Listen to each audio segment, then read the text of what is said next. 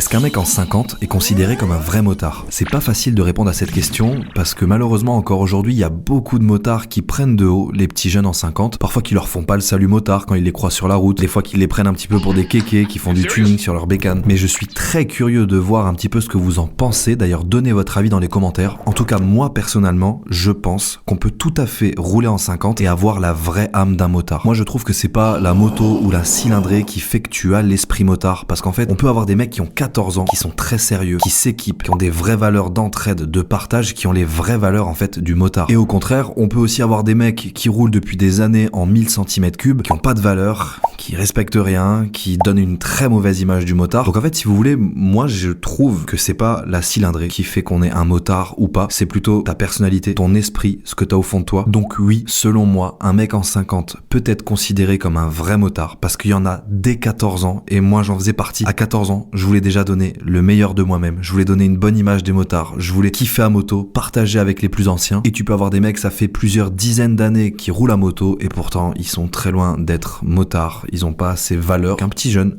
en 50 pourrait avoir. Je vous laisse donner vos avis dans les commentaires. Moi c'est Kika, je parle de moto et de supermoto. Abonne-toi si tu veux plus de TikTok.